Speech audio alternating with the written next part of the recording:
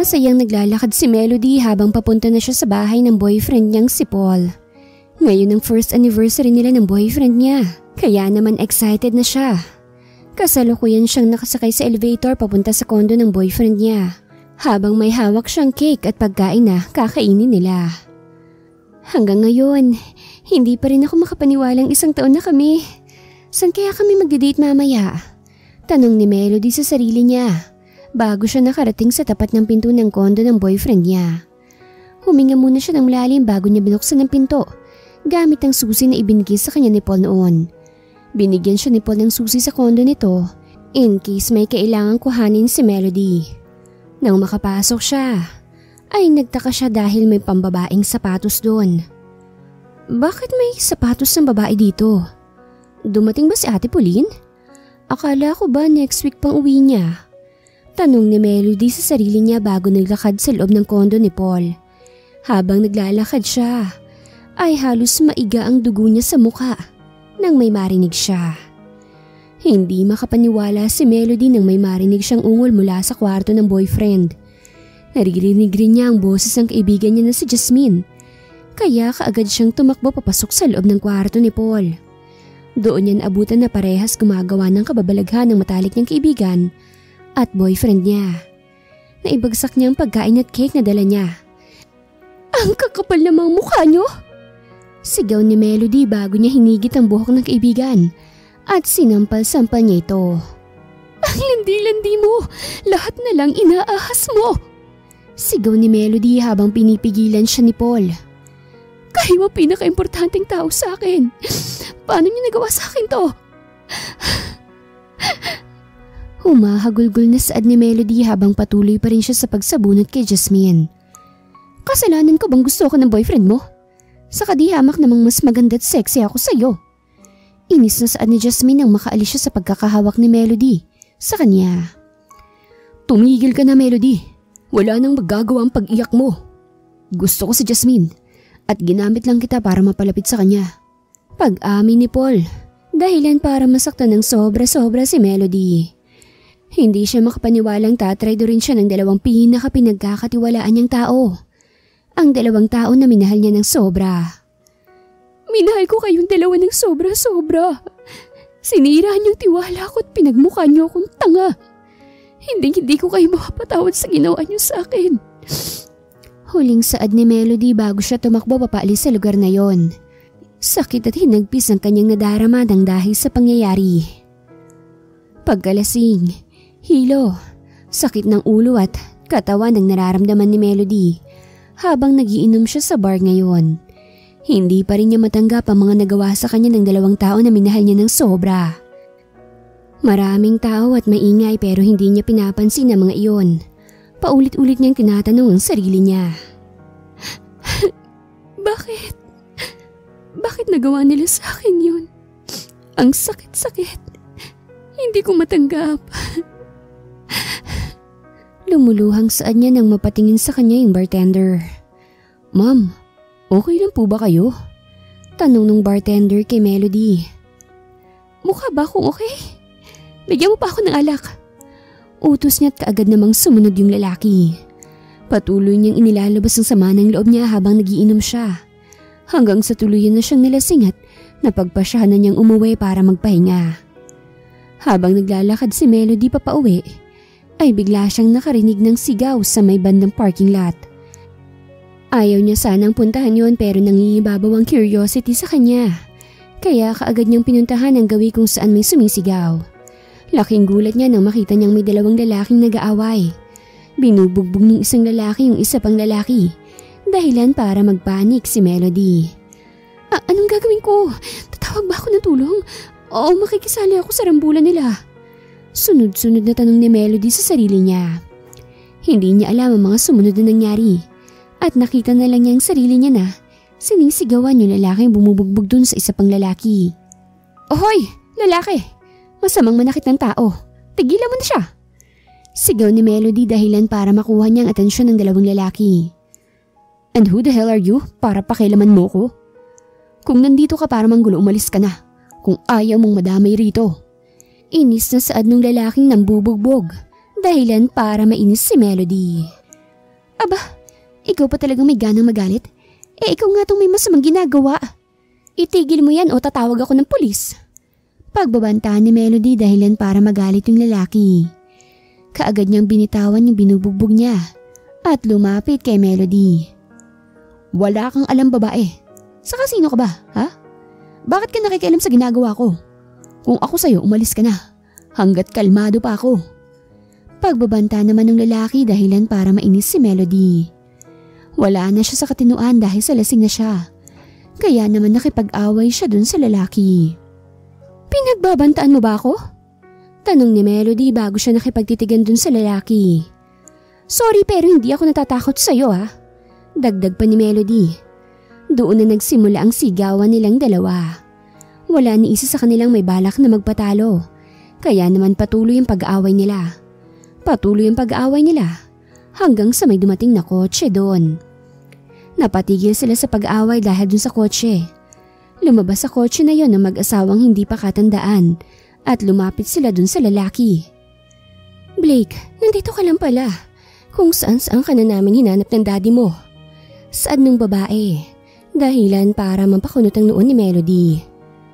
Nanay at tatay niyo yun? Saka Blake palang pangalan niya.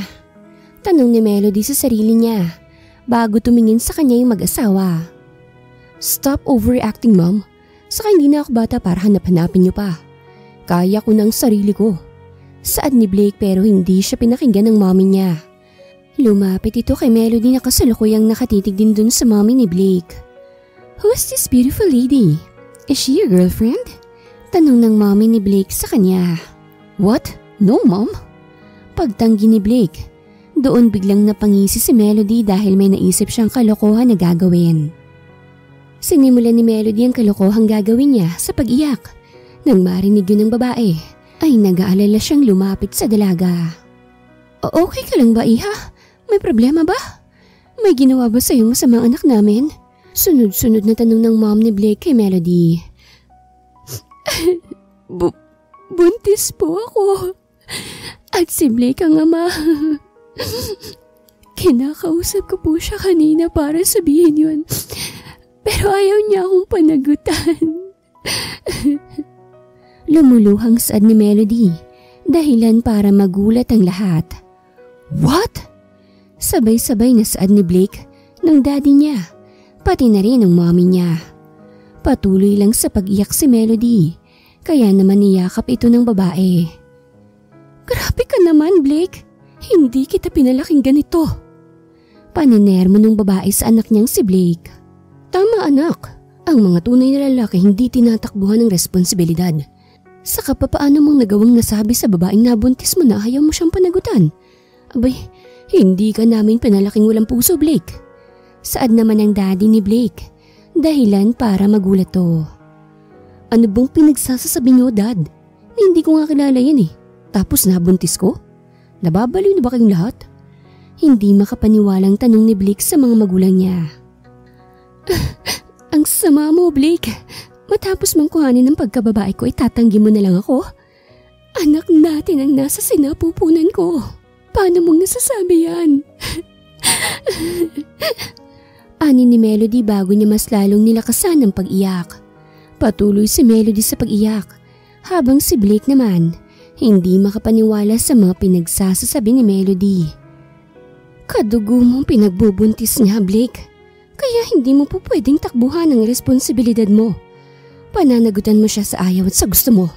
Saad ng mama ni Blake bago niya inabutan ng tissue si Melody para magpunas.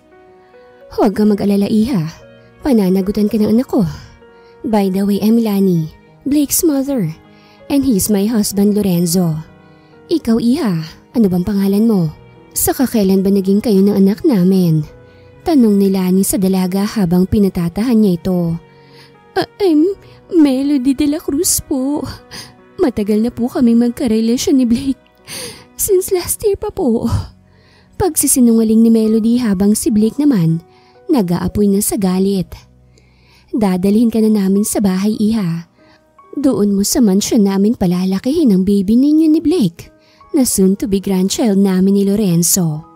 We'll prepare everything you and your baby needs, okay? Saad ni Lani bago niya inalalayang makapasok sa loob ng kotse si Melody. Maniniwala talaga kayo sa babaeng yan, ma'am? Bakit ba ayaw niyang maniwala na hindi totoo mga sinasabi niya? Galit na saad ni Blake bago niya marahas na hinila palabas ng kotse si Melody. Napadaing naman ang dalaga dahil sa higpit ng pagkakahawak ni Blake sa kanya. Nasasaktan ako. Daing ni Melody pero hindi siya binitawan ni Blake. Kaagad namang pinigilan ni Lani si Blake. Ano ka ba, Blake? Nasasaktan si Melody. Saad ni Lani bago niya sinamaan ng tingin si Blake. Akmang magsasalita na si Blake nang biglang tumunog ang cellphone ng daddy niya. May tumatawag pala doon kaya kaagad itong sinagot ni Lorenzo. Nag-usap sila ng ilang minuto bago pinatay ni Lorenzo ang tawag. May emergency, honey. Kailangan na natin pumunta na ngayon. Saad ni Lorenzo sa asawa. Ha? Bakit naman? Saka kailangan pa nating ihatid si Melody sa mansyon. Saad ni Lani bago siya lumapit sa asawa niyang nagmamadali. Wala na tayong oras. Kailangan na nating makapunta ron. Blake, ikaw nang maghatid kay Melody sa mansyon. Total pa uwi ka naman na hindi ba? Tanong ni Lorenzo sa anak niya. What? Why would I do that? I told you I don't even know her. Inis na saad ni Blake. Ano ka ba naman anak? Huwag mo nang itanggi. Isama mo na siya sa mansyon at patulugin mo na si Melody. Bawal mo puyat ang mga buntis. Saad ni Lorenzo habang si Blake naman, inis na inis dahil ayaw siyang paniwalaan ng magulang niya. Bakit ba ayaw nila akong paniwalaan? Maraming beses na ba ako nagsisinungaling sa kanila para magkaroon sila ng trust issue sa akin? Grabe naman. Inis na saad ni Blake sa sarili niya habang masama siyang nakatitig kay Melody. Nakasalukuyang nakangisi. Isabay mo na si Melody ha? Wag na wag kong malalaman na sinaktan mo si Melody. Talagang mayayari ka sa akin, Blake. Saad naman ni Lani bago sila pumasok sa loob ng kotse at umalis na ang mga ito. Naiwan dun si Melody at si Blake. Bakit mo sinabi yun? Nasisiraan ka na ba ng bait? Inis na saad ni Blake bago niya inirapan si Melody. Wala lang, trip ko lang. Saka ininis mo ko eh. Paano ba yan? Kailangan mo kong panagutan. Nakangising anya bago siya inirapan ni Blake. Paano kita pananagutan? Hindi ka naman buntis. Alam mo, itigil mo ng lahat ng to at umamin ka sa magulang ko na kalokohan lang ang lahat ng sinabi mo. Saad ni Blake. Ayoko nga. Ang galing-galing na nung acting ko dun eh. Saka gusto mo, buntisin mo na lang ako para mapanagutan mo ko. Pangaasar ni Melody, dahilan para mapahilot sa sentido si Blake. Pinaglololok mo ba akong babae ka? Inis na tanong ni Blake habang si Melody naman, nakangisi lang. Hindi. Maiksing sagot ni Melody. I'm too tired to think about this. I'm going home. Saad ni Blake at akmang papasok na siya sa loob ng kotse nang pigilan siya ni Melody. Uwi ako. Paano ko uwi? Diba sabi ng mom mo sabay ako sa'yo papunta sa mansyon nyo? Tanong ni Melody. At sino nagsabi na papayag ako sa gusto ng mga magulang ko? Manigas ka dyan. Inis na saad ni Blake bago siya sumakay sa kotse at nagsimula na siyang magmaneho paalis. Napabuntong hininga na lang si Melody bago siya napaupo sa may bench malapit sa may parking lot. Medyo nahihilo na rin kasi siya kaya kaagad na siyang naupo ron. Hindi kalaunan ay bigla na lang siyang nakatulog doon. Sa kabilang banda naman ay hindi mapakali si Blake habang nagmamaneho siya. Pilit na sumasagi sa isip niya si Melody, kaya naman nakonsensya siya at binalikan niya ito. Nang makarating siya ron ay wala na si Melody, kaya naman nataranta siya. Asan na yung babaeng yun? Saan siya nagpunta? Kinakabahang tanong ni Blake sa sarili niya bago niya inikot ang paningin niya. Napahinga naman siya ng maluwag nang makita niyang nandoon lang pala to sa may bench at natutulog. Kaagad niya naman itong nilapitan at pinagmasdan habang natutulog to. Habang tinititigan niyang mukha ng dalaga, ay hindi niya mapigilan na hawakan ng pisngi nito. Maganda rin palang babaeng to, kahit may pagkabaliw. Natatawang saan niya bago niya ito binuhat at ipinasok sa kotse niya. Nang maipasok niya ito, sumakay na siya sa kotse at nagmaneho papauwi sa mansyon niya. Sakit ng ulo, sakit ng katawan at pagkahilo Ayan ang nararamdaman ni Melody nang magising siya. Nagising siya dahil sa tumatama na sikat ng araw sa kanyang mukha. Kaagad siyang bumangon at nagkusot-kusot ng mata. Nang imulat niya ang mga mata niya ay napatingin siya sa paligid niya. Teka, hindi naman ganito yung kwarto ko ah. Saka bakit ang daming mamahaling mga gamit? Wait, don't tell me bigla na lang ako naging mayaman. OMG, totoo ba ito? Sunod-sunod na saad ni Melody sa sarili niya. Bago niya inikot ang paningin niya. Laking gulat niya naman nang makita niyang may lalaki pala siyang kalapit at kasalukuyan nitong natutulog.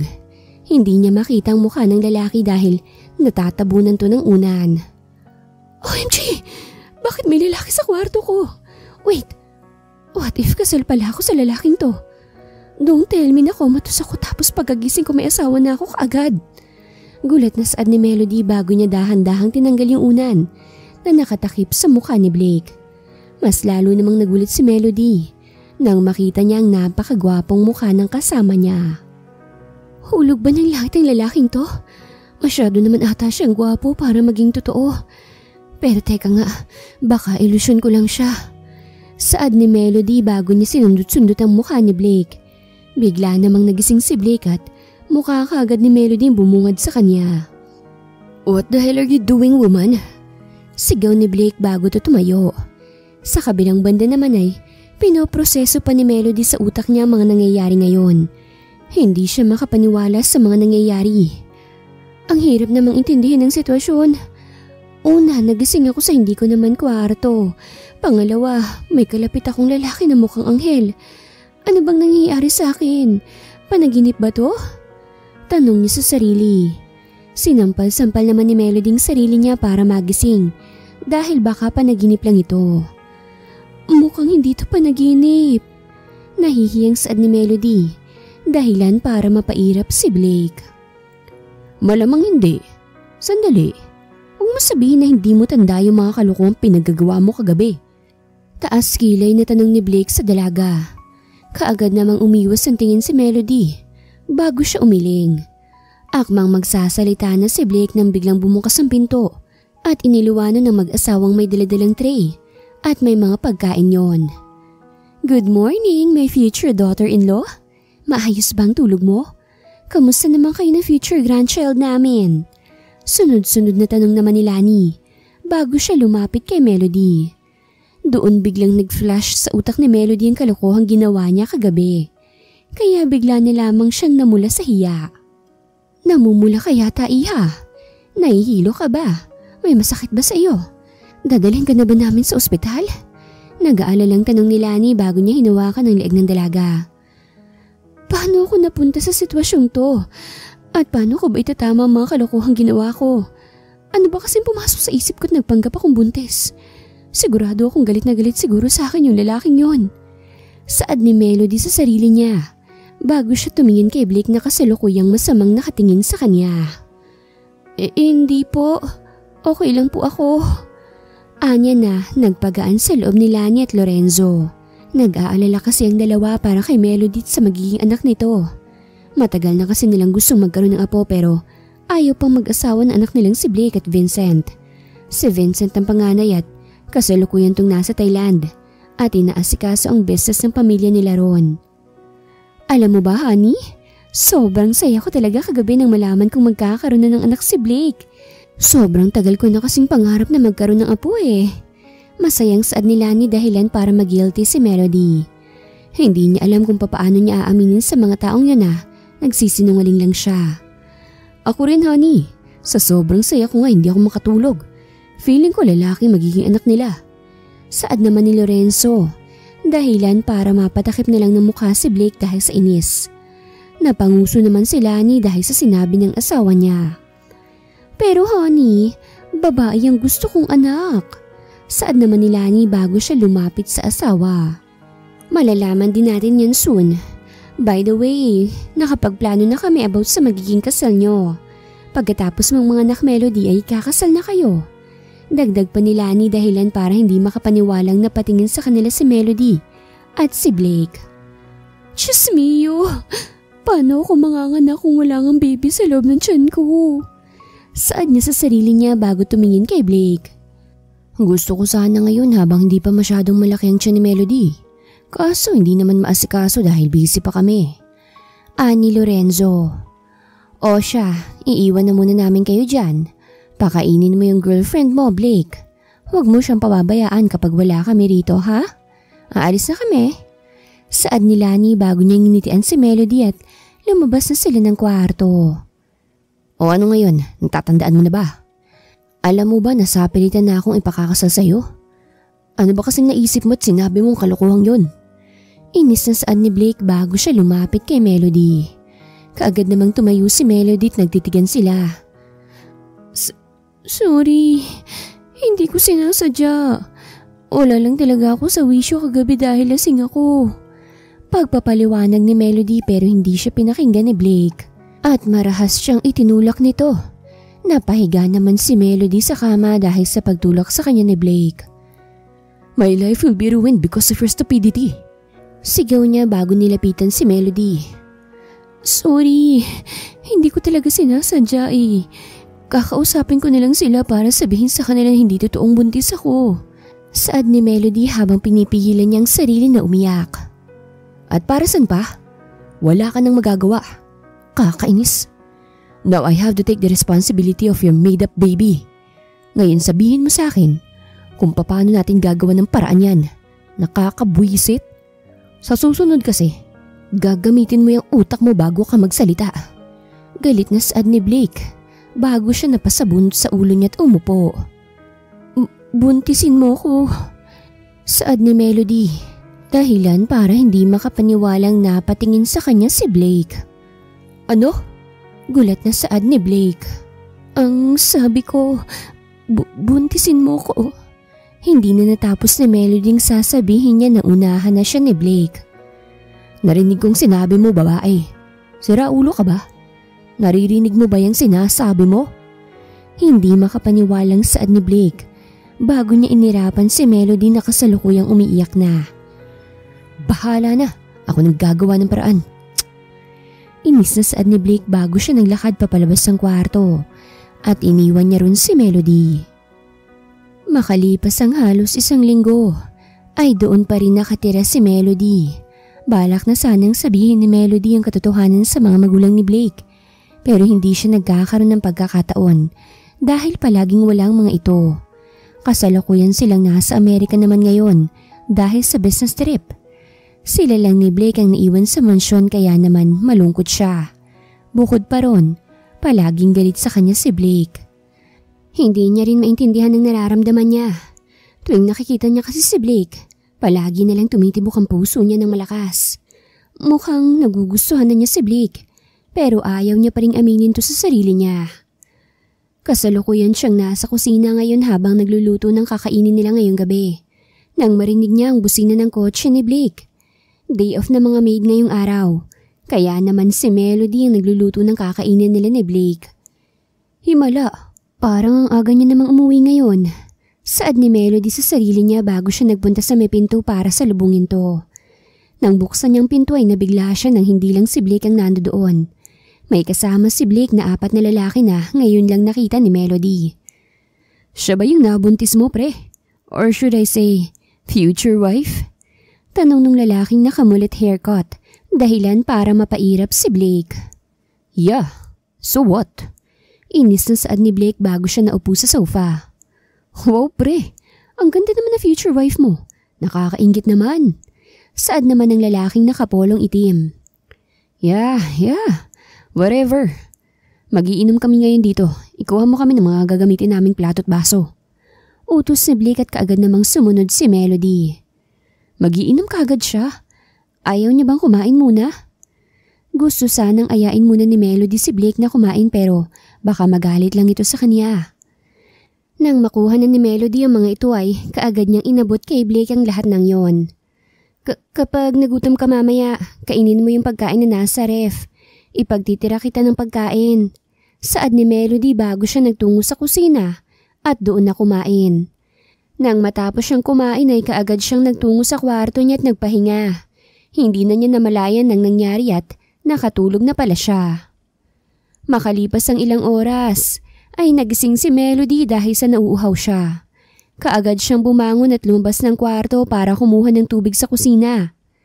Habang naglalakad siya palabas sa hagdan, ay napansin niyang wala ng tao sa may sala. Umalis na siguro yung mga kaibigan ni Blake. Nasaan na kaya siya? Natutulog na kaya yun? Sunod-sunod na tanong niya sa sarili bago siya nagtungo sa may kusina. Kaagad niyang binuksan ang ref at kumuha siya ng tubig doon. Habang nagsasalin siya ng tubig sa baso, ay bigla siyang napaisip. Paano kaya kung lumayas na lang ako rito? Para kasing mas lalong lumalaki ang galit ni Blake sa akin habang nandito ako eh. Saka, kasalanan ko rin naman kaya hindi ko siya masisisi. Saad ni Melody sa sarili niya bago bumuntong hininga.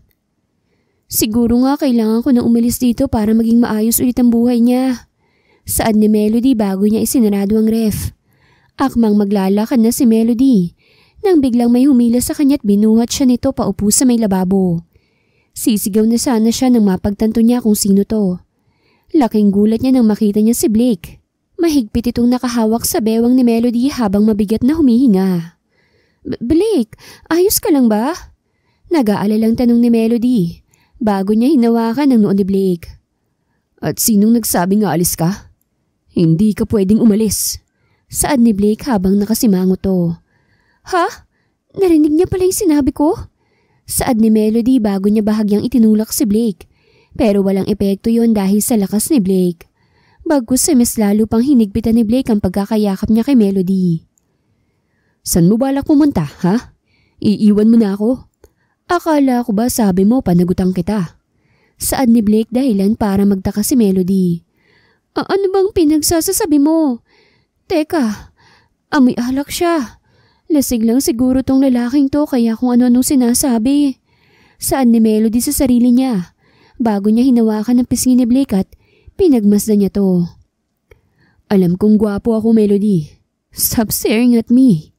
Nakangising Anya bago hinalikan si Melody sa pisngi. Kaagad namang nabalik sa wisyo si Melody at muli niyang itinulak si Blake. Blake, bitawan mo na ako. Pababain mo na ako. Inahantok pa ako. Gusto ko na ulit matulog. Saad ni Melody dahilan para mapasimangot si Blake. No, dito muna tayo. Pamimilit ni Blake kaya naman napabuntong hininga na lang si Melody. Nagtataka rin si Melody dahil sa ikinikilos ni Blake. Para bang magkaibang tao yung Blake ngayon sa Blake kanina. Ano bang nakain mo't naging klingi ka? Baka kulang ka lang sa tulog. Halika, hatid na kita dun sa kwarto mo. Saad ni Melody at akmang bababa na siya nang pigilan ulit siya ni Blake. Sabing wag kang makulit eh. Gusto pa kitang mayakap. Saad ni Blake bago niya ibinaon ang ulo niya sa dibdib ng dalaga. Bakit ba parang iniiwasan mo ko? Kanina mo pa ako tinutulak ah. Ganyan mo ba dapat ratuhin ang future mapapangasawa mo? Magagalit sa iyong anak natin. Saad ni Blake bago niya hinawakan ang tiyan ni Melody. Kung ano-ano namang sinasabi mo eh. Saka nung anak. Walang lamang baby ang tiyan ko, no? Saad ni Melody habang pinipilit niya pa rin makawala sa yakap ni Blake. Pero ayaw nitong magpatalo. O edi lalagyan natin para meron ng laman. Bubuntisin kita para magkaroon na tayo ng baby. Saka para maging totoo na yung apo nila mami at daddy. Nakangising saad ni Blake bago niya binuhat si Melody at nagsimula na itong maglakad. Teka, saan mo ako dadalhin? Kinakabahang saad ni Melody habang patuloy pa rin si Blake sa paglalakad. Sa kwarto ko, gagawa tayo ng baby. Anya habang si Melody naman na hindi makapaniwala sa sinabi niya. Hanggang pag-akyat sa hagdan ay buhat-buhat pa rin siya ni Blake. Huwag kang magulo, parehas tayong mahuhulog. Saad ni Blake kaya naman napayakap na lang si Melody sa kanya. Nang makarating na sila sa kwarto ni Blake, ay kaagad siyang inilapag nito sa kama. Gusto ko nang matulog. Pag-iiba ni Melody sa usapan nang magsimula ng maghubad ng damit si Blake. Mamaya ka na matulog. Gagawa pa tayo ng baby. Bubuntisin pa kita. Lasing na saan ni Blake bago siya lumapit kay Melody at hinawakan nito ang pisngi ng dalaga. Doon na sinunggaban ni Blake ng halik si Melody. Hindi na siya napigilan ni Melody dahil nakakalunod ang kanyang mga halik. Patuloy ang paghahalikan nila hanggang sa parehas na silang maubusan ng hininga. Sandali! Hindi na naituloy ni Melody ang sasabihin niya nang muli siyang siniil ng halik ni Blake.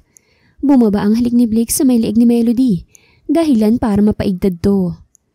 This will be our first night, and I will impregnate you. Nakangising saad niya bago niya itinuloy ang paghalik sa dalaga. Halos 1 buwan ang nakakalipas simula nang may hindi inaasahang nangyari kay Melody at Blake. Akala ni Melody, nung gabing yun ay magiging maayos ang relasyon nila ni Blake. Pero nagkakamali lang pala siya. Lasing lang pala talaga nung gabing yun si Blake, kaya ganun ang ginawa niya. Nalungkot naman si Melody dahil akala niya ay may pag-asa na silang dalawa. Kasalukuyang nakaupo si Melody sa sofa nang bigla siyang nakaramdam ng pagsuka. Kaagad siyang tumakbo papunta sa may banyo at doon siya patuloy na sumuka. Habang sumusuka siya, ay parang umiikot ang mundo niya dahil sa sobrang pagkahilo na nararamdaman niya. Anong nangyayari? Bakit parang biglaan naman atang pagsakit ng ulo ko? Saka bakit ako nagsusuka? Wala pa nga akong kinakain ngayong umaga eh. Sunod-sunod na tanong ni Melody habang nakahawak siya sa ulo niya. Kaagad siyang naglinis at naghilamos bago lumabas ng banyo. Medyo nakakaramdam pa rin siya ng pagkahilo pero pinilit niyang makapunta sa may sala at naupo siya sa sofa. Nang makarating naman siya ron ay hindi man lang siya tinignan ni Blake. Kaagad siyang humiga sa may sofa at ipinikit niya ang mga mata niya. Napagpasyahan muna ni Melody na magpahinga dahil baka pagod lang yun. Akala ni Melody ay yun na ang huling beses na mangyayari sa kanya yun. Pero nagkakamali pala siya. Halos araw-araw na siyang nahihilo. Inaantok at nagsusuka. Umabot na nga sa punto na hindi siya nakalabas ng banyo dahil sa sobrang pagkahilo tuwing sumusuka siya. Kasalukuyang sumusuka si Melody ngayon habang hawak-hawak ng isang maid ang buhok niya para hindi ito madumihan. Ma'am, sigurado ka po bang okay ka lang? Namumutla ka na po kasi. Tatawagan ko na po ba si Sir Blake para madala ka na po sa ospital? Tanong ni Bella habang hinahagod niya ang likod ni Melody. Okay lang ako. Huwag mo nang isorbohin si Blake. Baka magalit yon. Tulungan mo na lang ako makatayo please. Saad ni Melody at tinulungan naman siya ni Bella. Hindi ko na alam kung ano nangyayari sa akin. Bigla-bigla na lang ako nagsusuka. Nangihinang saad ni Melody habang papalabas sila sa banyo. Normal lang po ang mga nararamdaman niyo ngayon ma'am. Ganyan po talaga kapag buntis. Saad ni Bella na kumuha sa atensyon ni Melody. Buntis? Hindi kaya may nabuo nung gabing may nangyari sa aming dalawa? Hindi makapaniwalang saad ni Melody sa sarili niya habang nakahawak siya sa tiyan. Pwede mo ba akong ikuha ng PT? May gagawin lang ako. Saad ni Melody bago siya pinaupo ni Bella sa sofa. Nagtataka si Bella sa utos ni Melody pero sumunod na lang siya at ibinigay niya ito kay Melody. Kaagad namang pumasok muli ng banyo si Melody at doon niya ginamit yung pregnancy test. Halos maiga ang dugo niya sa mukha nang magdalawang linya yung pregnancy test. Positive! Buntis nga ako! Saan niya sa sarili habang pinoproseso pa rin ng utak niya ang mga pangyayari. Ano nang gagawin ko? Nagkatotoo nga yung sinabi niya nung gabing yun. Saan niya bago nag-flashback sa kanyang sinabi ni Blake. Buo-buo ang pawis ni Melody nang makalabas siya sa banyo. Nag-aalala namang lumapit sa kanya si Bella. Ayos lang po ba kayo, Ma'am Melody? Tanong nito at nginitian naman siya ni Melody bago sumagot. Oo naman, kailangan ko lang magpahinga. Saad ni Melody bago siya naglakad papaakyat sa kwarto niya. Ano bang kailangan kong gawin? Sasabihin ko ba kay Blake ang tungkol dito? Paano kung magalit siya? Pero hindi ko naman maitatago sa kanya ang pagbubuntis kong to, hindi ba? Tanong niya sa sarili bago siya humiga sa may kama. Makalipas ang ilang linggo, ay hindi pa rin ipinapaalam ni Melody ang tungkol sa ipinagbubuntis niya. Madalas rin siyang merong morning sickness, kaya naman nagtataka na si Blake sa ikinikilos ni Melody. 1 buwan ang nasa loob ni Melody ang anak nila ni Blake, kaya naman binabalak niya magpa-check up. Kasalukuyan siya naglalakad sa hallway ng ospital habang hinahanap yung room kung saan magpapacheck up ang mga buntis. Papasok na sana siya sa loob nang bumukas ang pinto nito at may lumabas na tao roon. Laking gulat naman ni Melody nang makita niya kung sino mga taong yon. Anong ginagawa nilang dalawa rito? Tanong niya sa sarili niya habang kaharap niya ang mga taong nanakit sa kanya noon. Gulat rin namang napatingin sa kanya si Paul at Jasmine. Anong ginagawa mo rito? Tanong ni Paul habang nakatingin siya kay Melody. Magpapa-check up, bakit? Saad ni Melody habang pinipigilan niyang mautal. Buntis ka? Tanong naman ni Jasmine kay Melody. Paano kung sabihin kong oo? Saad ni Melody na nagpagulat sa kanilang dalawa. Ako bang ama niyan? Kinakabahang saan niya dahilan para matawa si Melody. Nagbibiro ka ba? Malamang hindi no. Di hamak na mas gwapo at mas mayaman ang ama ng ipinagbubuntis ko kaysa sayo. Saad ni Melody bago niya inirapan yung dalawa. Talaga ba? Nasa naman yung mayamang nakabuntis sa'yo? Tanong ni Jasmine. Unfortunately, hindi ko siya kasama ngayon dahil busy siya sa business niya. Pagsisinungaling ni Melody. Wala na akong choice kung hindi magsinungaling. Sigurado akong pagtatawanan nila ako kapag nalaman nilang hindi alam ni Blake ang tungkol sa magiging anak namin. Saad ni Melody sa sarili niya. Talaga ba? O baka naman nagsisinungaling ka lang? Baka nga hindi ka buntis eh. Ani Jasmine dahilan para mainis si Melody. Kaagad na hinanap ni Melody ang pregnancy test sa bag niya para ipakita sa kanila na nagsasabi siya ng totoo. Pero hindi niya ito mahanap. See babe, nagsisinungaling lang siya. Sigurado kong hindi ka pa rin niya makalimutan. Teka, don't tell me. Kaya ka nandito sinusundan mo kami. Saad ni Jasmine dahilan para hindi makapaniwalang napatingin sa kanya si Melody. Pinagsasasabi mo babae. Ang pakialam ko sa inyo. May fiancé na nga ako, ba't ba ayaw niyang maniwala? Inis na saad ni Melody pero patuloy pa rin siyang iniinis si Jasmine. Magsasalita na sana muli si Melody nang marinig niyang may tumawag sa pangalan niya. Melody, love, andito ka na pala. Saad ng kung sino dahilan para mapatingin sila sa gawin ng tumatawag kay Melody. Laking gulat niya nang makita niyang si Blake yon habang naglalakad papalapit sa kanila. Bakit mo naman ako iniwan? Sabi ko naman sa'yo antayin mo na ako para sabay tayong pumasok ng hospital. Saad ni Blake bago niya hinapit ang bewang ni Melody bago tumingin kila Paul at Jasmine. Kakilala mo ba sila, love? Tanong ni Blake bago niya tinitigan sa mata si Melody na para bang may sinasabi siya. Kaagad namang naintindihan ni Melody ang pinapahiwatig ni Blake kaya naman sinakyan niya na lang to.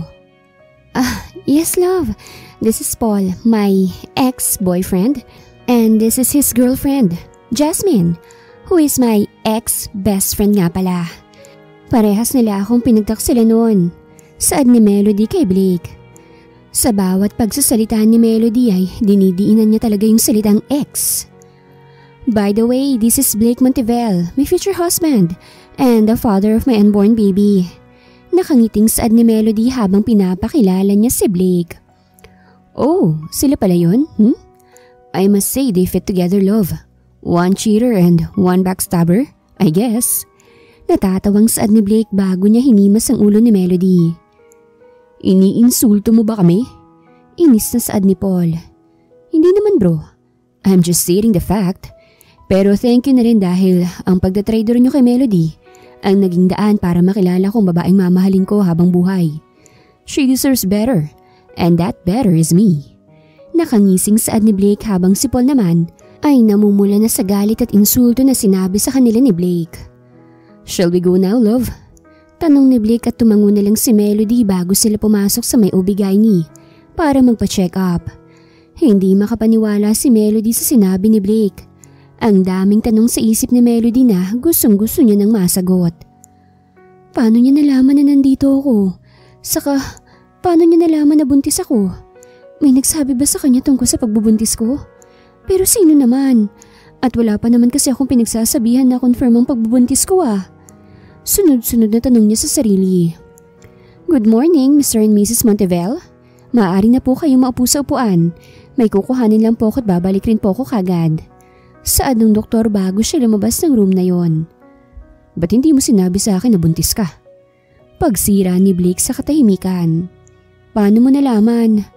Tanong ni Melody bago siya napayuko. Naiwan mo to sa kwarto mo kanina. Tatawagan sana kita para sabihin na may family dinner mamaya sa resort nila mami. At dahil hindi ka sumasagot, naisipan kong pumasok sa kwarto mo at nakita ko yan sa may lamesa mo. Saad ni Blake bago niya inabot kay Melody yung pregnancy test na nakita nito. Ibig sabihin, may nabuo nung gabing nun? Tanong ni Blake at tumango na lang si Melody bilang pagresponde. Ba't hindi mo sinabi? Tanong muli ni Blake. Dahil alam kong magagalit ka. Hindi ko alam kung matutuwa ba ako o magagalit. Hindi pa ako handang magkaroon ng pamilya. Saad niya dahilan para masaktan si Melody.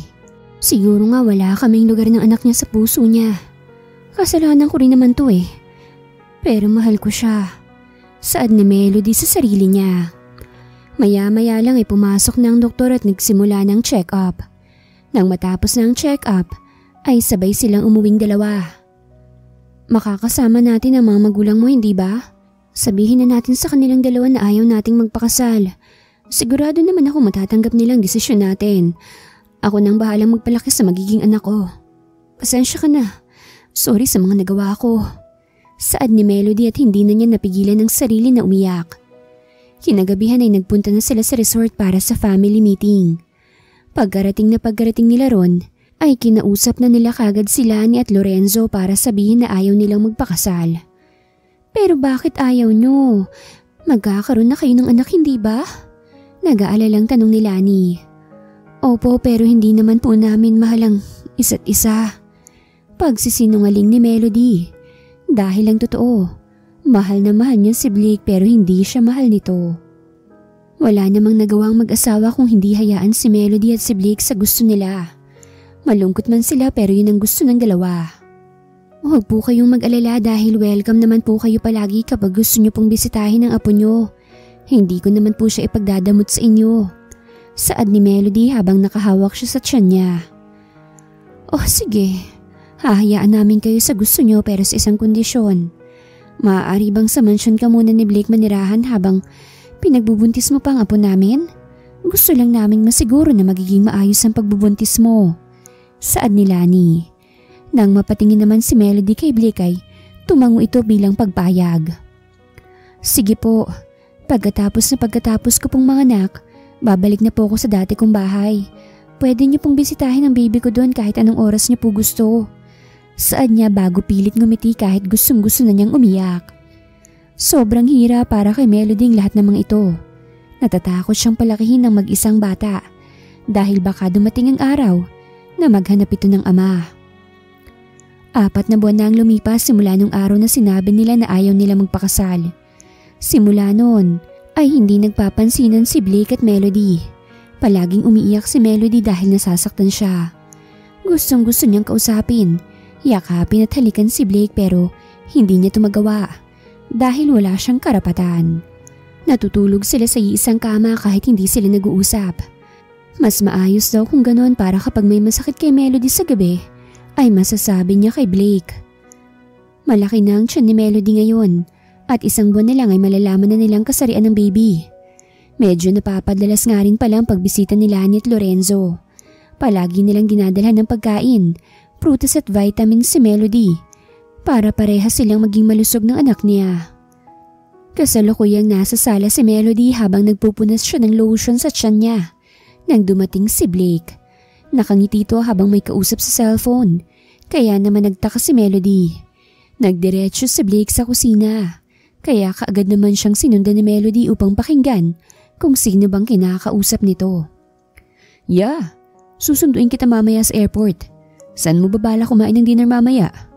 Tanong ni Blake sa kausap niya sa cellphone, dahilan para magulat si Melody. Sino yung kausap niya? At saka susunduin niya ito at magdi-dinner sila? Teka, hindi kaya kikitain ni Blake yung bago niyang girlfriend? Tanong ni Melody sa sarili niya, dahilan para masaktan siya. Teka, bakit ba ako nasasaktan at nagsiselos? Wala naman akong karapatan, hindi ba? Tanong niya bago siya muling bumalik sa sala at umupo. Nang makarating siya doon ay binuksan niya ang TV para libangin ang sarili niya. Araw-araw, ganun ang takbo ng buhay nila. Walang pansinan, walang pakialamanan. Sobrang nasasaktan si Melody dahil mukhang may bago ng minamahal si Blake. Palagi kasi itong nakangiti kapag nagsiselfone. Wala naman siyang magawa kaya iniiyak niya na lang to. 12:00 na ng gabi nang biglang magising si Melody. Bigla siyang nakaramdam ng gutom at ang pinaglilihan niya ngayon ay ang honeycomb na may hot sauce. May hot sauce naman sa mansyon nila pero walang honeycomb doon. Pinipigilan niyang sarili niya dahil gabi na at wala na siyang mabibilhan nito. Ngunit hindi niya mapigilan ang sarili niya dahil kalam ng kalam ang tiyan niya. Wala na siyang ibang choice kaya kaagad niyang ginising si Blake. Blake, gumising ka! Blake! Panggigising ni Melody kay Blake na kasalukuyang masarap na natutulog. Ano ba? Ka ba nang gigising? Inis na saad nito. Pwede mo ba akong samahan na bumili ng honeycomb? Gustong-gusto ko lang talagang kumain ng ganun eh. Pamimilit ni Melody. Para dun lang ginising mo ko? Si Raulo ka ba? Bumili ka mag-isa bo. Pagod yung tao tapos bigla mong iistorbohin. Inis na saad ni Blake bago siya bumalik sa pagtulog. Nang dahil sa hindi pagpayag ni Blake, ay naiyak na lang si Melody. Kaagad siyang tumayo ng kama at lumabas ng kwarto. Kung ayaw akong samahan ni Blake, edi ako mag-isa maghahanap ng ganon. Kakainis siya. Ang sama-sama niya. Yun ang gustong kainin ng anak niya pero ayaw niya akong pagbigyan. Saad niya habang patuloy siya sa pagbaba sa hagdan. Habang pababa siya, nabigla siya na makita niyang may taong nakaupo sa sofa. Sino ka? Nauutal na tanong ni Melody. Oh hi, sorry, nagising ko ba kayo? Kauuwi ko lang kasi ngayon at mukhang tulog na rin si Blake. By the way, ang laki na ng magiging baby niyo ah. Saad ng lalaki bago niya nilapitan si Melody at tinulungan niya itong makababa. I'm Kevin. Kevin Montivel, Blake's older brother. Teka, umiiyak ka ba? Tanong ni Kevin nang makababa sila. Kaagad niya pinaupo sa sofa si Melody at tinatanong kung bakit umiiyak. Gusto ko lang naman kumain ng honeycomb kaso gabi na. Gusto ko lang naman magpasama kay Blake kaso ayaw niya akong samahan. Pagpapaliwanag ni Melody bago siya nagpunas ng luha. Hanggang ngayon talaga ganun pa rin ang ugali niya. Kailan kaya siya magbabago? Kung gusto mo ako nang sasama sa'yo na bumili ng honeycomb, sakto medyo nagugutom na rin ako kaya bibili na rin ako ng pagkain. Okay lang ba? Tanong niya dahilan para lumiwanag ang mukha ni Melody. Oo naman, tara, bili na tayo. Pag-aayaan ni Melody bago sila lumabas ng mansyon at sumakay sa kotse. Sa kabilang banda naman ay nagising ang diwa ni Blake. Akmang yayakapin na sana niya si Melody katulad ng ginagawa niya gabi-gabi tuwing natutulog ito. Pero laking gulat niya nang wala siyang nakapadon. Kaagad siyang nagmulat ng mata at tama nga ang hinala niya. Wala dun si Melody at bukas ang pinto. Where the hell is she? Saan siya pumunta? Goodness, why am I panicking like crazy? Tanong niya sa sarili bago siya napasabunot sa sariling buhok. Kaagad siyang lumabas ng kwarto niya at nilibot niya ang buong mansyon. Pero hindi niya pa rin mahanap si Melody. Bakit siya umalis? Dahil ba hindi ko siya sinamahan? Anong gagawin ko ngayon? I have to find her. Sigaw ni Blake. Ginising niya ang lahat ng mga maids nila upang tanungin kung nasan si Melody. Pero hindi rin nila alam. Tinatawagan na rin ni Blake si Melody pero hindi nito sinasagot ang tawag niya. Halos isang oras siyang hindi mapakali kakaisip kung nasan si Melody. Nang bigla silang nakarinig ng busina ng kotse. Ilang sandali lang ay bumukas yung front door at iniluwanon si Kevin at Melody. Nakasalukuyang kumakain ng honeycomb habang papasok sila. Nabigla naman si Melody at Kevin nang makapasok sila dahil halos lahat ng tao sa mansyon ay gising. Bakit po kayo gising? May nangyari po ba? Nagtatakang tanong ni Melody habang nakahawak siya sa tiyan niya. Akmang magsasalita ng isa sa mga maid nang biglang tumakbo papalapit sa kanya si Blake at mahigpit siyang niyakap nito. Mahigpit ang pagkakayakap ni Blake pero sa paraan na hindi maiipit ang kanilang anak. Bakit Blake? May problema ba? Tanong ni Melody habang pinoproseso niya pa rin ang mga pangyayari. Idiot! Why did you leave without waking me up? You got me so worried. Saad ni Blake habang nakayakap pa rin siya kay Melody. Sorry, nagugutom lang talaga ako at gusto kong kumain ng honeycomb. Kaya nagpasama ako kay Kevin. Saad ni Melody dahilan para masamang tinignan ni Blake si Kevin. Why are you looking at me like that, brother? Sinamahan ko lang naman yung girlfriend mong bumili ng pinaglilihihan niya. Dahil ayaw mo siyang samahan. Nakangising saan ni Kevin na para bang inaasar niya yung kapatid niya. Shut up, kuya. Inis na saan ni Blake bago siya bumitaw sa yakapan nila ni Melody. Dahan-dahang hinaplos ni Blake ang tiyan ni Melody bago niya ito hinalikan sa pisngi. I'm so sorry. Paghingi niya ng tawad bago niya ito muling hinalikan. Next time bro, Mag-stuck ka ng pinaglilihan ng girlfriend mo kung ayaw mong maistorbo ka. Grabe ka kay Melody. Pinaiyak mo siya kanina. Saad ni Kevin dahilan para makonsensya si Blake. I'm sorry. I'm really sorry. Sorry for making you cry and screaming at you. I promise, I'll never scream at you again. Nabigla naman si Melody dahil sa ginagawin ni Blake. Bakit parang ang bait naman itong lalaking to ngayon? May iba na naman siguro siyang nakain. Saad ni Melody sa sarili niya bago muling kumagat sa honeycomb na hawak-hawak niya. Nang maubos ito ay kaagad siyang tumingin kay Kevin. Ubos na, Kevin. Pwede ba ulit humingi? Tanong ni Melody. Oo naman. Bumili ako ng maraming ganyan para sa'yo. Diba sabi mo gusto mo yung lagyan ng hot sauce? Natatawang saan ni Kevin bago niya inabot kay Melody ang supot na may laman na maraming honeycomb. Honeycomb at hot sauce? Hindi kaya manakit ang tiyan mo dyan? Tanong ni Blake dahilan para mapanguso si Melody. Gusto kong kainin yung honeycomb ng may hot sauce eh. Nakangusong saad ni Melody. Napairap na lang si Blake bago niyang initian si Melody. Oo na lang, tara na sa kusina, yung hot sauce mo. Pag-aayan ni Blake at sabay silang pumunta doon ni Melody. False alarm, balik na ulit kayo sa mga kwarto niyo at magpahinga na kayo. Pasensya na sa pag-iistorbo sa inyo ng kapatid ko. May pagkabaliw lang talaga siya minsan. Natatawang saad ni Kevin bago siya umakyat sa kwarto niya para magpahinga. Makalipas ang halos 2 buwan ay nag-iba na ang trato ni Blake kay Melody. Palagi na siyang sweet kay Melody kaya naman nagdadalawang isip siya kung hahayaan niya bang umalis si Melody pagkapanganak nito. Para kasing hindi makukumpletong araw niya kapag hindi niya nakikita ang ngiti ni Melody. Para bang napapamahal na siya kay Melody. Tuwing uuwi siya ng mansyon niya ay si Melody kaagad ang gusto niyang makita. Tuwing gabi, pasimple niyang hinahalikan ng dalaga habang natutulog ito. 11:00 na ng gabi at bago palang pauwi ng mansyon si Blake dahil sa trabaho. Ang oras ng pag-uwi niya talaga ay 7:00 pero dahil marami siyang kamiting ngayon, kaya natagalan siya bago nakauwi. Gising pa kaya si Melody? Kanina ko pa siya gustong makita. Kanina pa ako nangungulila sa yakap at halik niya. Saad ni Blake habang patuloy siya sa pagmamaneho. Nang makarating na siya sa mansyon ay kaagad niyang binuksan ang pinto. Doon bumungad sa kanyang natutulog na si Melody sa may sofa. Bakit kaya siya dito natutulog? Dahil ba inaantay niya ako? Tanong ni Blake sa sarili niya nang may marinig siyang yabag na mga paa. Kanina ka pa hinihintay ni Melody bro. Bigla ang saad ni Kevin habang nagsusuot ng jacket. Sunod-sunod ang meeting ko kanina kaya natagalan ako. Pagpapaliwanag ni Blake bago siya naupo sa tabi ni Melody. Inantay lang talaga kita bago ako umalis. Alam kong nagdadalawang isip ka kapatid ko. Kung mahal mo talaga si Melody, huwag kang magdalawang isip na pakasalan siya. Base sa kinikilos at mga salita niya, mahal na mahal ka talaga niya.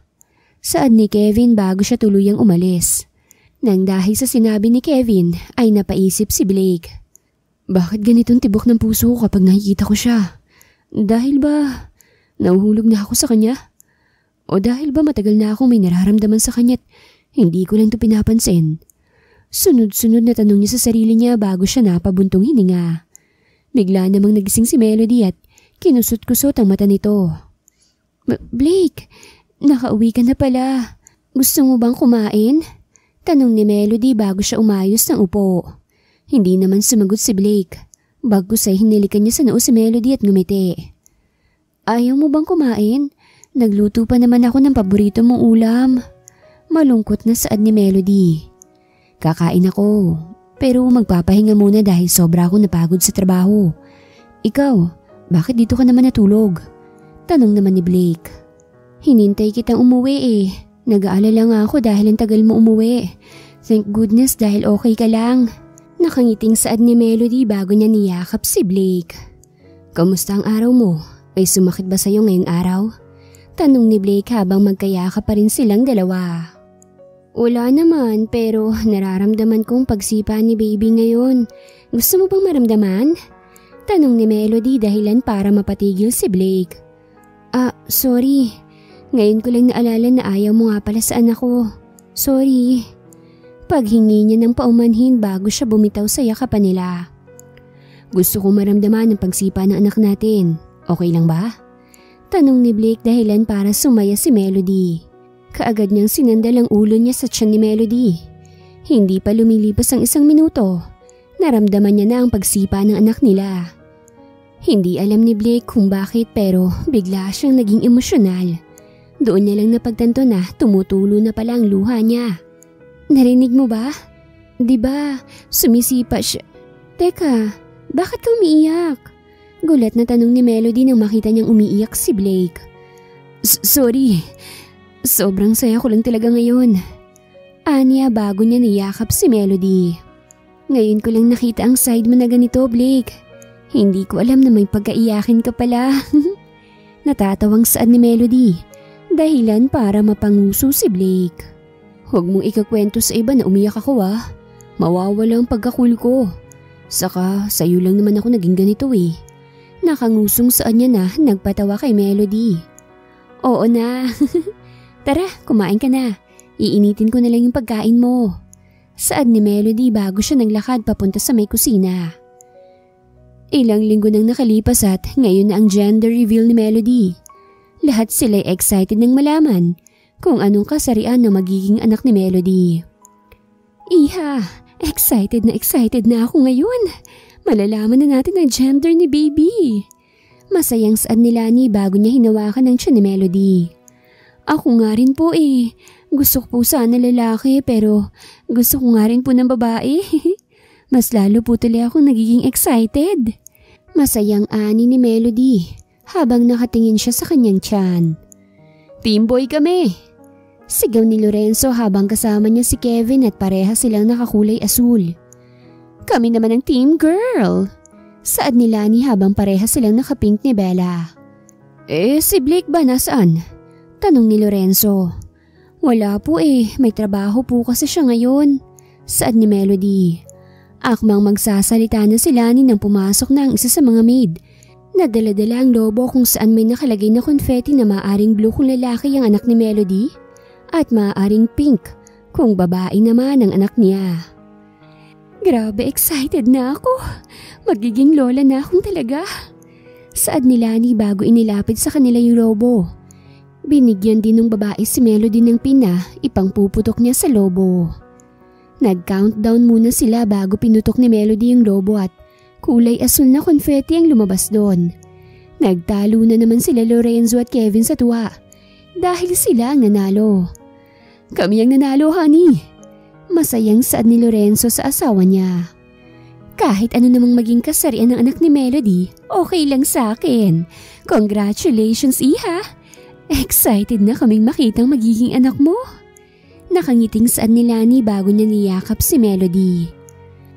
Pagkatapos mong manganak, susuportahan namin kayo ng magiging anak mo pinansyal para maging maayos ang buhay niya. Saad naman ni Lorenzo bago niya iniabot ang maliit na sapatos na regalo niya kay Melody. Malakas talagang hinala ko kaya binili ko na ito. Congratulations, Iha! Masayang anya kaya naman tuwang-tuwa si Melody. Ang cute kasi ng sapatos at ang ganda ng design. Nag-uusap pa sila nang biglang bumukas ang pinto at iniluwanan si Blake na pawis na pawis. Nakarating din ako. Nai-reveal na ba kung anong gender ng anak namin? Tanong ni Blake habang inililibot niya ang paningin. Napatigil siya na makita niyang nagkalat na kulay asul na confetti sa sahig. Asul?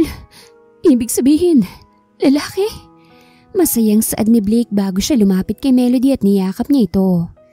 Naging emosyonal ulit si Blake nang makita niya ang ultrasound sa sahig at pinulot niya ito. Kasama ito sa loob ng lobo at hindi ito napansin nila Melody na nahulog. Hala, ba't umiiyak ka na naman? Tanong ni Melody habang nakabaon ang mukha ni Blake sa dibdib ni Melody. Lalaki kasing pangarap kong maging unang anak. Sobrang saya ko ngayon. Humahagulgol na saad nito habang hinihimas naman ni Melody ang ulo niya. Akala ko ba maangas tayo bro? Bakit umiiyak ka? Pangaasar ni Kevin sa kapatid niya. Kaya naman sinamaan siya ng tingin ni Blake. Kapag talaga umiyak ka sa gender reveal niyo ng magiging girlfriend mo, tatawanan kita. Sobrang saya ko kasi kaya ako naiiyak.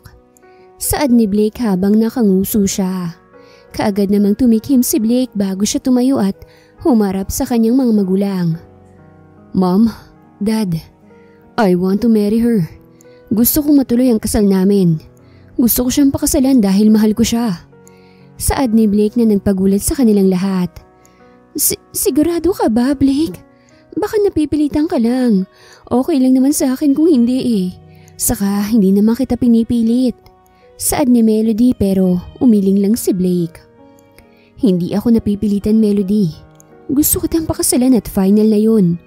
Gusto ko kayong makasama habang buhay ng magiging anak natin. Gusto ko rin magkaroon tayo ng maraming anak. Mahal na mahal kita. Sana, mahal mo rin ako. Saad ni Blake bago niya hinawakan ang pisngi ni Melody. Lahat sila'y nagulat dahil sa sinabi ni Blake. Mahal na mahal din kita, Blake. At hindi ako nagsisisi na gumawa ko ng kalokohan ng gabing yun.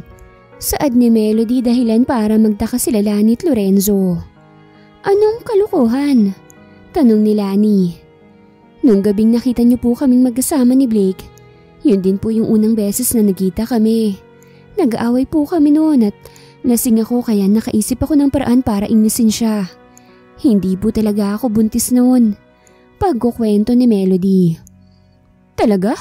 Pero teka, kung hindi ka buntis noon, abay kailan ka nabuntis? Tanong naman ni Lorenzo. 1 linggo po makalipas nung may nangyari po sa amin ni Blake. Saad ni Melody nang bigla siyang natawa dahil naalala niya kung anong pinagsasabi ni Blake ng gabing yon. Bigla ako tuloy naalala yung mga pinagsasabi mo, Blake. Natatawang ani ni Melody. Habang nagtataka naman si Blake dahil wala siyang ibang maalala kung hindi yung nangyari sa kanila ni Melody. May sinabi ako? Tanong ni Blake. Oo, ang sabi mo pa nga nun, nabubuntisin mo ko para magkaroon ng laman ng baby yung tiyan ko. Ayaw mo kong patulugin nun dahil sabi mo sa akin nagagawa pa tayo ng baby. At nagkatotoo naman dahil may nabuo nung gabing yun. Nakangiting pagkukwento ni Melody bago niya hinimas ang tiyan niya.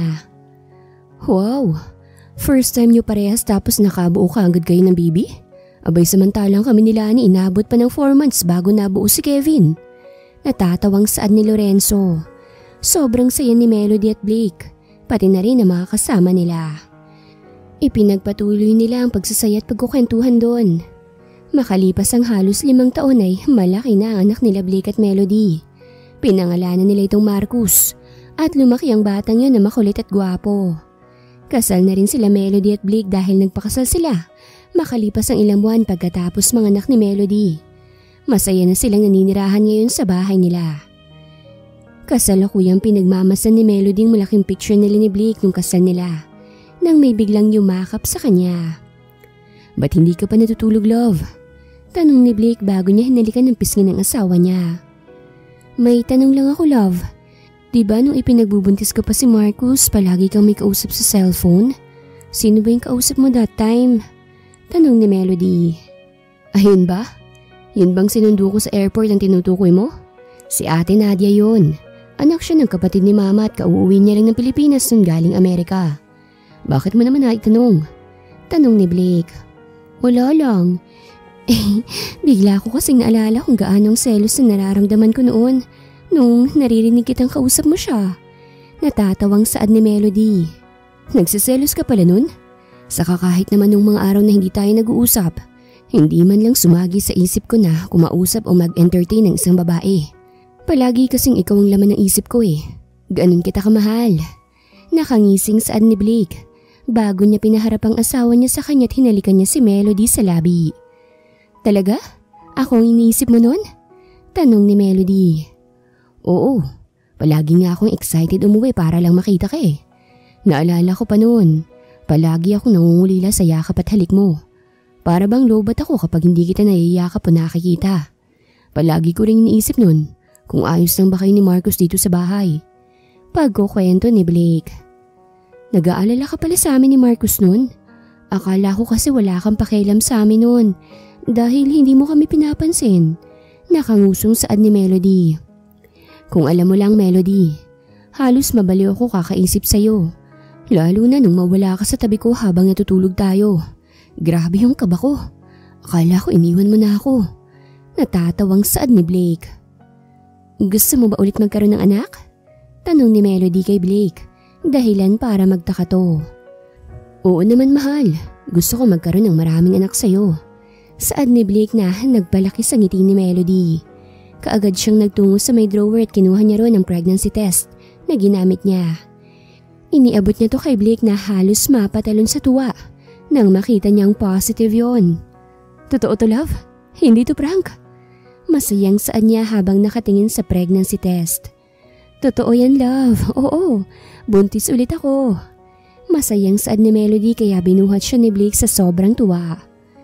Finally, magkakaroon na tayo ng second baby love. Magiging kuya na si Marcos. Nabigla naman si Melody nang makita niyang umiiyak na naman si Blake. Umiiyak na naman love?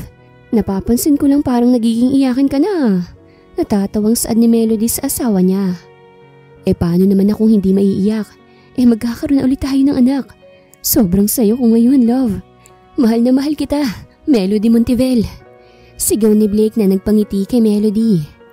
Mahal na mahal din kita, Blake Montivel. Sobrang saya ko na ikaw ang aking pinakasalan. Naging masaya na ang pamilya nila. Nagsimula man ang pagmamahalan na sa kalokohan. Pero kinalaunan ay napamahal rin sila sa isa't isa. Dito na nagtatapos ang istorya nilang dalawa. Wakas.